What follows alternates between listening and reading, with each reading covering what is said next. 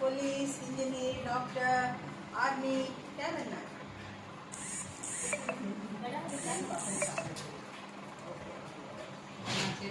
माँ साइड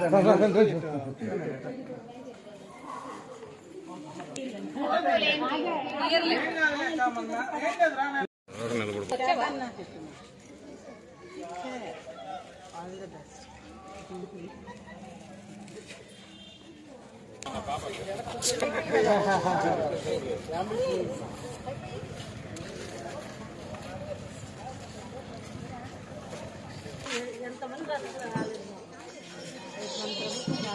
మనకి సారీ కూడా ఎలా ఉన్న వాళ్ళకి వస్తుంది మా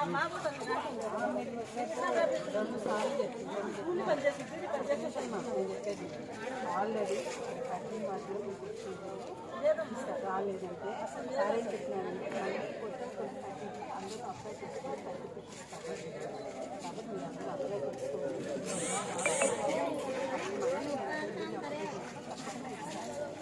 ఒక్కరికి ఇల్లు బాగా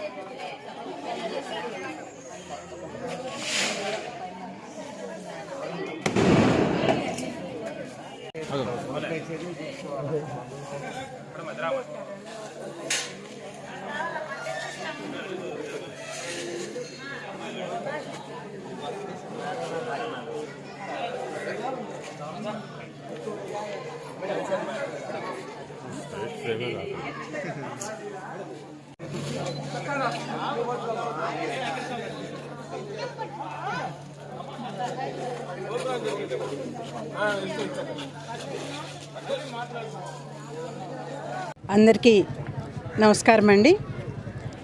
ఈరోజు 5వ డివిజన్లో 134వ బూత్కి వచ్చి ఇక్కడ గడప గడపకి వెళ్ళి ఎమ్మెల్యేగా పొంగూరు నారాయణ గారిని, ఎంపీగా వేమిరెడ్డి ప్రభాకర్ రెడ్డి గారిని తెలుగుదేశం సైకిల్ గుర్తుకి ఓటేసి గెలిపించమని ప్రతి ఒక్క దగ్గరికి వెళ్ళి కోరటము, వాళ్ళని కలవటం జరుగుతోంది. స్పందన చాలా అనూహ్యంగా ఉంది. దానికి వాళ్ళ వైపు నుంచి వాళ్ళు చెబుతున్న కారణాలు ఏంటంటే, ఎవరికైనా ఒక గ్రామం కానివ్వండి, ఒక నగరం కానివ్వండి, ఏదైనా ఒక ప్రదేశానికి మనుషులకి రకరకాలుగా అభివృద్ధి కావాల్సి ఉంటుంది. నిరుపేదలకి, వృద్ధులకి, వాళ్ళకి కొంతమందికి సంక్షేమ పథకాల అవసరం ఉంది. అదే రకంగా యువతకి ఉద్యోగ అవకాశాలు కావాల్సింది ఉంది. అదే రకంగా బిజినెస్ పరంగా చూస్తే ప్రశాంతమైన వాతావరణంలో వ్యాపారాలు చేసుకునే వాతావరణం కావాల్సి ఉంది. ఇవన్నీ కాకుండా ప్రతి వ్యక్తికి ఒక ప్రశాంతమైన చుట్టూ ఆహ్లాదకరమైన వాతావరణంలో నివసించాల్సిన అవసరం ఉంది. ఈ రకంగా ఏ రకంగా చూసుకున్నా కూడాను సంక్షేమ పథకాలే తీసుకుంటే చంద్రబాబు నాయుడు గారు అవ్వాతాతలకు 3,000 నుంచి 4,000 మనకి పెన్షన్ పెంచి ఆ విధంగా ఇస్తుంది. తెలుగుదేశం ప్రభుత్వం అధికారంలోకి వచ్చిన వెంటనే 3,000 నుంచి 4,000కి చేస్తాము అని చెప్పున్నారు. అది కూడాను ఏప్రిల్ నెల నుంచే మనకి కౌంట్ చేస్తామని చెప్పారు. అంటే ఏప్రిల్, మే, జూన్కి సంబంధించి 3,000 కూడా కలిపి జూలైలో 4,000 ప్లస్ 3,000 కలిపి 7,000గా ఇస్తాము అని చెప్పి చంద్రబాబు నాయుడు గారు చెప్పటం జరిగింది. ఇదే కాకుండా ఫిజికల్లీ హ్యాండిక్యాప్డ్ వాళ్ళకి 6,000 వాళ్ళ యొక్క పెన్షన్ని 6,000 చేసి 6,000గా అందిస్తాము అని చెప్పటం జరిగింది. ఇంకా మహిళలకి ప్రత్యేకమైన గౌరవం ఉంది, చంద్రబాబు నాయుడు గారు ప్రత్యేకమైన గౌరవము ఇస్తారు అనే దానికి నిదర్శనము మహిళలకి ఇచ్చిన 6 పాయింట్స్ టీము. మనకి ఆరు రకాలైన పథకాలని ఇవ్వటం జరిగింది. సంవత్సరానికి 3 గ్యాస్ సిలిండర్లు ఫ్రీగా ఇవ్వటం అయితే కానివ్వండి, నగరంలో ఎక్కడికి వెళ్ళినా కూడాను మహిళ ప్రతి ఒక్కరికి 18 సంవత్సరాలు దాటిన మహిళలందరికీ నెలకి 1500 రూపాయలు ఇస్తామని చెప్పటం కానివ్వండి, నిరుద్యోగ భృతి 3000 ఇస్తామని చెప్పటం కానివ్వండి. వీటన్నిటి వెనకాల తర్వాత ప్రతి బిడ్డ చదువుకునే అవకాశం, అంటే ఇప్పుడు ప్రస్తుతము ఒక్కళ్ళకే ఇస్తున్నారు 15,000. అంటే ఒక ఇంట్లో 3 పిల్లలు ఉంటే మిగిలిన 2 పిల్లలు చదువుకోకుండా గాలికి తిరగాలనా? కాదు కదా. ప్రతి బిడ్డకి ఒకళ్ళున్నా, 2 3 4 అందరికీ 15,000 లెక్కన ప్రతి ఒక్కరికి ఇస్తామని చెప్పడం జరిగింది.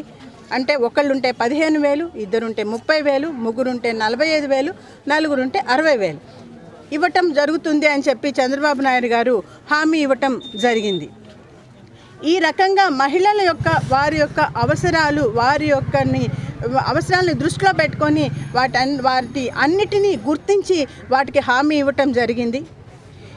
ఈ రకంగా అభివృద్ధి పథకాలు కొనసాగుతాయి అని చెప్తూనే మన నారాయణ గారు ఆహ్లాదకరమైన వాతావరణం ఎలా ఉండాలి అని చెప్పి 2014-19 మధ్యలోనే ఎండ్ రోడ్స్ వేయటం కానీ, పార్కులు చేయటం కానీ అన్నీ మనకి చాలా వరకు మనకి పనులు జరిగిపోయినాయి. ఇంకొక 2 కొంచెము ఒక 15%, 10-15% 2 పనులు మిగిలిపోయి ఉన్నాయి. అదేంటంటే దోమలు లేని నగరం అందిస్తామని చెప్పి దానికి మనకి అండర్ గ్రౌండ్ డ్రైనేజ్ సిస్టమ్ని పూర్తి చేసే ఇంకొక 15%, 10-15% మిగిలింది. అది పూర్తి చేసి దోమలు లేని నగరం అందిస్తామని చెప్పి నారాయణ గారు హామీ ఇచ్చున్నారు. అదే రకంగా ప్రతి ఒక్కళ్ళు మినరల్ వాటర్ ప్రతి ఒక్కరికి కొనుక్కునే స్తోమత ఉండదు కదా. ప్రతి ఒక్కరికి స్వచ్ఛమైన మినరల్ వాటర్, స్వచ్ఛమైన నీరు కావాలి.